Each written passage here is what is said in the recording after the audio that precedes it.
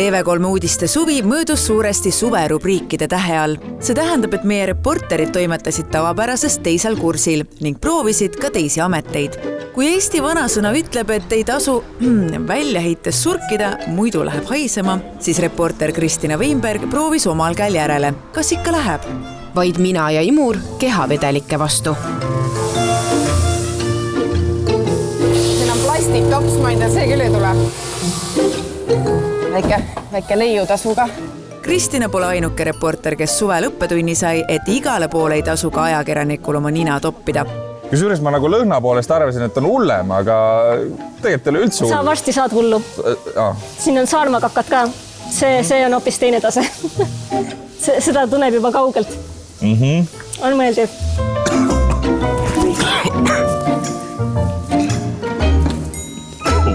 Okei. See on täitsa teistmoodi, jah?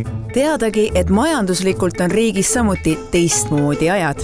Reporter Marie Metsur püüdis sel suvel eriti leidlik olla, et ots otsaga kokku tulla. Küll kogus ta suurüritustel taarat, küll tegi kahvliga lokke.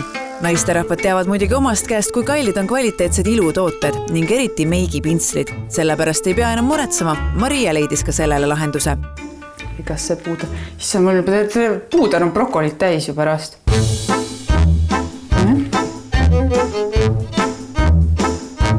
Mul on natuke muidugi läiki puuder, aga vaadake, mul tedre täpid 2 sekundiga brokoliga.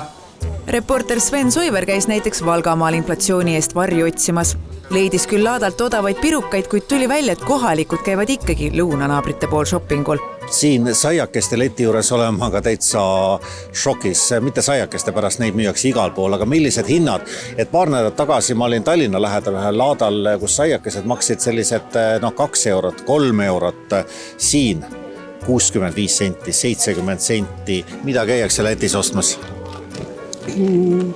Kommi, taimi, lilleampleid saab ikka sootsamalt. Olgugi, et Eesti kommi saab ka Lätist, siis nii mõnigi asi on ikka nii Eesti oma, et ei sellist küll maailmas kusagil leidu.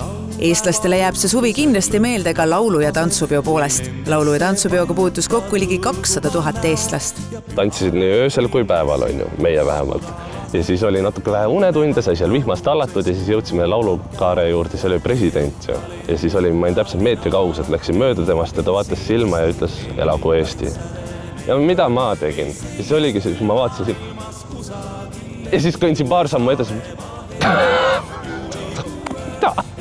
Kuskil taga Võrumaa otsas me olime ja nägime, kuidas üks vana mees ladus puid riita ja kui ta nägi seda laulupeo tuld möödumas, siis ta jäi lihtsalt seisma, oma puurida kõrvale pühkis pisaraid. Et selliseid hetki oli ikkagi nii palju. Eestlased võivad küll vahel naabri üle kadedust tunda, aga härdal hetkel hoitakse ikka kokku ning süda on armastust täis. Ma arvan, et ma olen piisavalt hea isa, sest ma armastan kõiki oma lapsi ja oma sõprade lapsi ja üldse inimesi. Aga isegi kui süda on soe ja ligimese armastus suur, siis vahel tahaks ikka natuke susata ka. Ehk siis tal on parkimine täis. 5 minutit on üle läinud, jah? Jah. Teeme ära või? No ikka. Vähemalt on hea teada, et kui vanajumal selle kõige peale mürgeldama hakkab, siis on meil omast käest võtta kohalik ilmaradar Sander Terras. Torm läheb igale poole.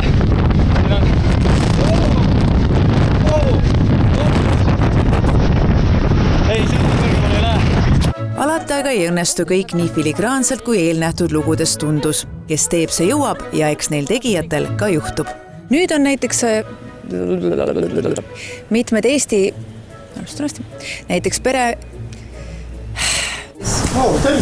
Tere!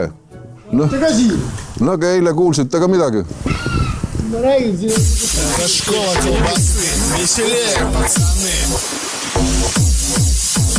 Раз, это хардбас, все спасибо ходил газ. И на найке, пацаны, слушаем хардбас басы. Этот стайл любим нежка, все в ритме колбасы. 150 ударов тут, пацаны, спортивка. Aga pärast lähme koos teiega nuusutame, sobib? Ei, mul pole praegu aega nuusutada.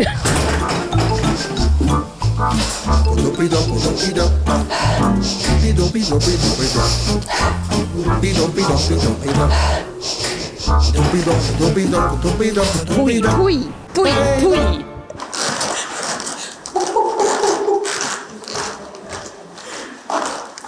Nad ütlesid, et õpi 3 aastat ajakirjandust ja siis laheda töö otsa siin või tule.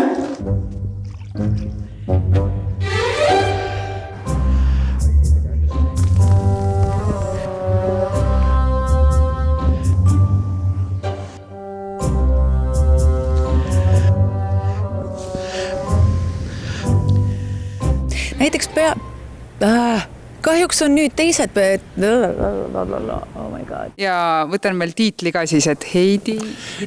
Heini Kurika. Et mina olen Heini Kurika siis, jah. TV3 uudised on tänases tagasi stuudios. Vaadake meid kell 7 õhtul stuudios. Kõik.